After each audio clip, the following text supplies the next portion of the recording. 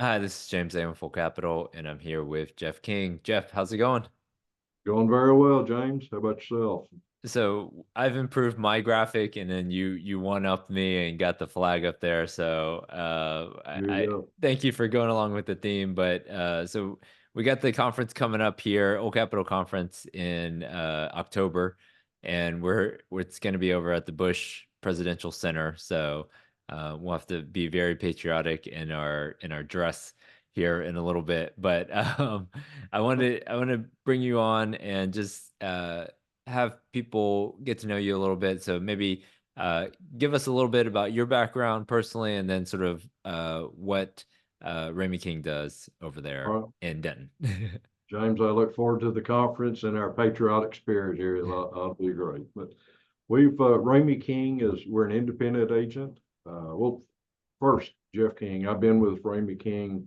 I just passed my 40th year in July. So when you start early, you can get an earlier start at it. Oh But yeah. we're located in Denton, but we work all across Texas and have a practice group or a focus in multifamily and in commercial real estate. And actually, I have since '95. It's All right. And then so you've been in the business a long time, and then you guys are here in DFW over in Denton. And then I guess tell us a little bit more about sort of, there's insurance brokers and sort of what differentiates you guys from some of the other ones out there. what we do. I've seen this. Many brokers will just go get a rate or a quote and throw it at their customers. Say, here it is. And I look at this as it's a team effort. We try to work obviously with Old Capital or particular mortgage companies. Y'all have requirements. Freddie, Fannie, the different banks have requirements. So we take that. We also can and make sure our insurance complies. The other part, we worked with all the different real estate brokers, and there's a good bit of information we need to underwrite. Age, updates, prior claims information. We can work with the listing broker to help gather that. And we, like I said, in the last almost 29 years of focusing, we've not to say we've worked with everybody, but it seems like we've worked with everybody. So Sure. hopefully to keep the doors open and the live conversation go, we will have access and be able to get with them. So not to steal your thunder on the insurance market update, but I was listening to a call with this was like a larger real estate investment trust. Okay. And they said in the last 3 years, their premium had gone up cumulatively about 50%, roughly, of the last 3 years. And then, but on their newest, the renewal that they did this year, it was essentially flat. So, this was just one of their quarterly calls. It wasn't, Sure, sure. I don't know the details of their entire, this is a very large operator. Um, and so give us sort of, insurance has been a challenge, most of the Yes. time, uh, probably in, pre-COVID, insurance was maybe a 3 to 5% increase every year.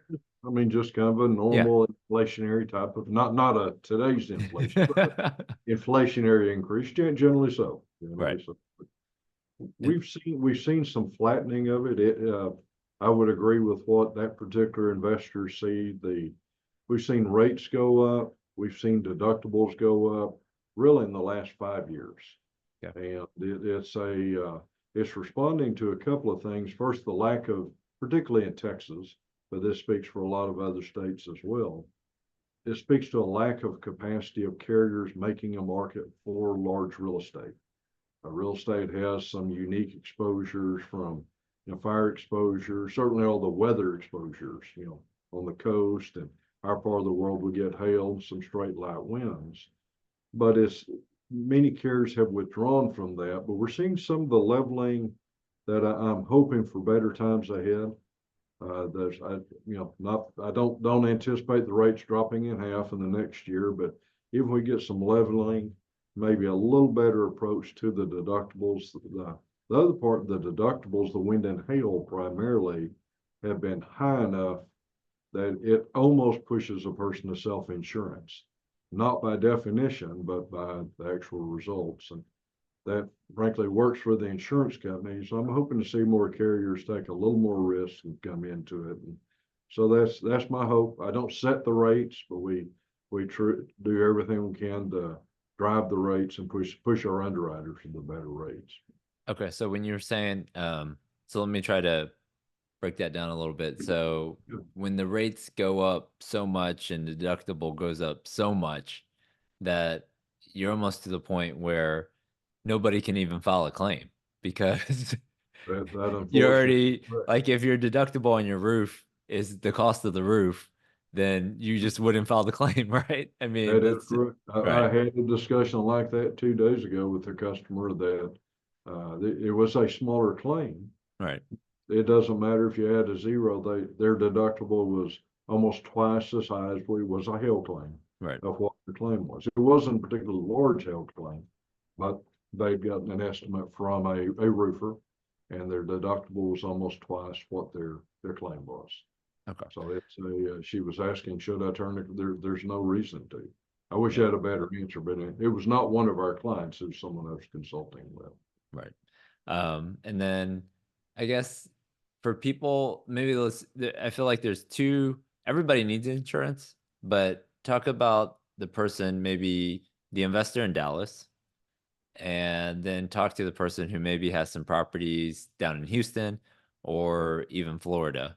Um, Give me sort of your general guidelines for those two investors because I feel like it's a little bit different and maybe talk about some of the deals you've recently placed and sort of what the pricing at a high level was.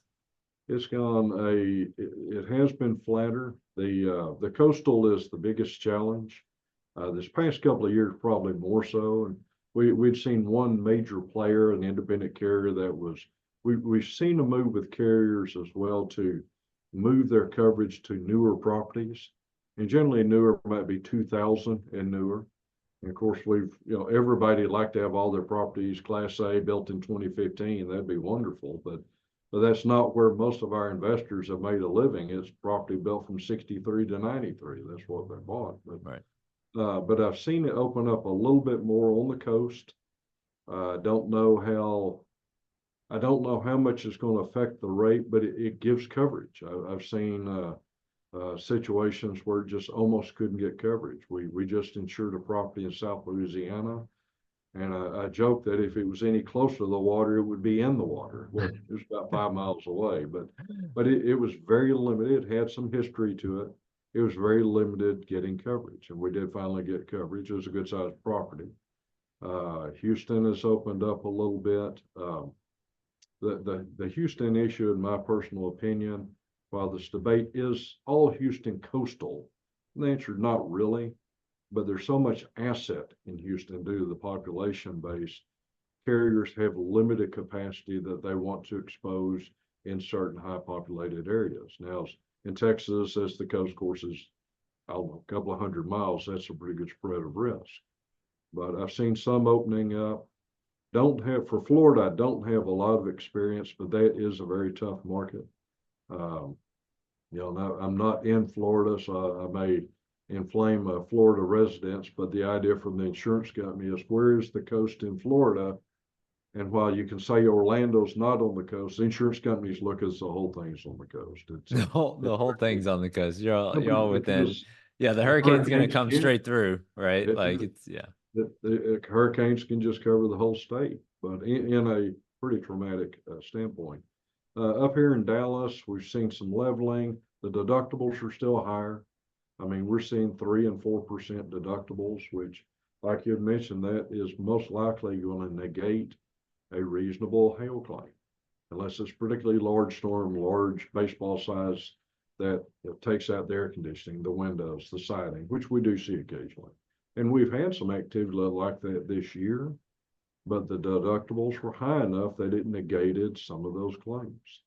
It literally has forced that exposure to the owner, and um, that's expensive, but it Can does save. you so like for Dallas on and you can this we'll put an asterisk next to this comment, but if you were to underwrite like an A deal, let's say 2000s newer, a B deal, sort of 80s, and then a C deal in Dallas, what would be sort of your rough, assuming no big claims or anything like Yeah, that? What would, something hidden in the yeah, property, something like that.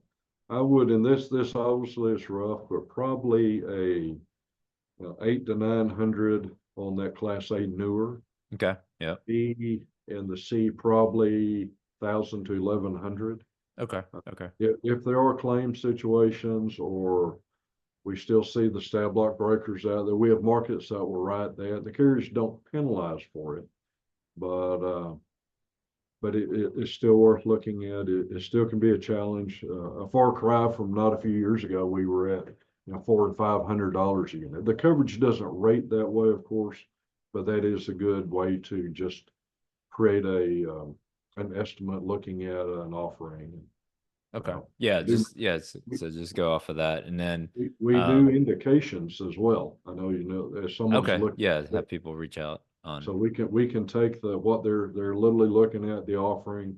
We can take that information and work up an indication. It has to do with information on the property, square footage, and valuation. Now, the general liability is based on the number of units, but we're glad to do that many times. We probably do 2 or 3 of those a day each for people. I'm talking about JT and Aaron, my other guys here that they've and it takes for a buyer, it takes several they're looking at. I'll always like to say out of 10 they might look at, 5 won't pencil out. So they probably won't make an offer, just whatever. 5 will look good and maybe they'll make an offer on 1 or 2 and hopefully get to the end, at least get to the table on 1 or 2 of those. and then so we touched on Dallas, Houston, and then what about Austin, San Antonio? Sort of that, Austin, yeah. little bit better. They don't have the storm exposure that Okay. we have here, which helps. Although we like to send them a little hail about every few years to remind them they're in Texas. Yeah. And but usually a better situation just because they don't have the storm exposure. They Okay. still have it some, but we'll end up with a better rate. Austin's probably best. San Antonio gets a little more activity. Um, West Texas, as you go, West Texas gets a little more storm activity, thinking into the Panhandle, more or less from maybe Midland, Odessa, all the way up to Amarillo, something like that. So if somebody doesn't own a property or they're looking at acquiring a property, then reaching out to you guys for an indication just Yeah, based off of sort of age, how big the property is going to give you a good rough gauge on the yeah, insurance premium. And yeah. then for people who have property already, um, what is the best way for those people to just sort of compare? So like what we do typically on, let's say someone has an existing loan and then we're going to do a refi, we usually put the old loan up against the new loan. Do you guys do that for insurance policies? Do you put like maybe a We spreadsheet together uh, we showing those we differences? can we do look at it, and let me mention one thing that wasn't clear. I'm talking about large or small properties. What I'm talking about is actual replacement. And say if you have a 100 unit property and it's 1,000 square foot per unit, that's Right. $100,000 replacement of that. If you have another one that's 500 a unit, 500 square foot, that's 50,000. They're both 100 unit complexes, but has to do with the replacement cost. Yeah, But they're insuring the whole property, so they got to know how big it it is, is, right? Yeah. it Okay. is. Yeah. And what, Yeah. I'm sorry, I didn't answer your question, but what question is, As a yeah. clarification on the old one. So yeah, let me say the question again. Just in terms of um, for existing owners, if they wanted to get their insurance quoted, and then you would compare that one versus their current one versus the new one. We, we do. We like, obviously, to get a firm quote, we have to get loss run and prior carrier. Many of those carriers we can access, but we do compare to where they were. Many times we will go to that carrier, especially on a new buyer. Now, if someone is with the carrier, they're generally going to be blocked with that carrier. Typically, insurance companies will work one agent at a time with an owner, but a new owner for an existing property changes that. But we do look at, we always try to back into where they are. And we use that as a competitive tool to push our underwriters. Just here's where they are, here's what the premium is, here's the history on it. And, but along that lines as well, if someone is looking to buy, and we love our real estate brokers, and they typically have got a pro forma, or maybe even the T12 that's provided, but I urge every new buyer to look at their numbers, to do their own numbers. Maybe a different carrier. As I mentioned, we may go to the prior carrier, at least as an option to see what they have, but sometimes that carrier may not be available. Maybe they're non-renewing or changing their underwriting. And so sometimes we run into that where that carrier is not available. So we do have to seek out new carriers as options. Okay, got it. Anything additional? I know you got the conference coming up here in about 2 months. Anything additional before? Obviously, what's the best way for people to reach out to you if they have a question on a deal, whether existing or new acquisition? They can call us 800-453-9691. Contact, I'm Jeff King, of course, Aaron Kelso, JT Lynch. We're all available. We're all specialists. Our website is rameyking.com, and we have a short application on there that they can fill out and send us some information. Or our email, our emails are just our name at rameyking.com, but our main email is just frontdesk@rameyking.com. It actually doesn't matter. Reach out to us. We'll make it happen. We'll dialogue and compare notes to hopefully make the process easier. We do it all the time, and glad to help at any stage of the process they're in, including their existing schedule. We do that over half the time. And if someone's looking for an option, and it doesn't matter the size, it may be a 20 unit or 200 unit or 2,000 unit. We can take that. We just recently wrote one that had about 1,400 units, and it's spread across Texas, and we came up with a better option for them. All right. Well, I appreciate you coming on. Thanks a lot, Jeff. James, we look forward to it. Looking forward to the conference, and it's one of the highlights of our year. All right. Thanks a lot, Jeff. I'll see you there. All right. Thanks, James.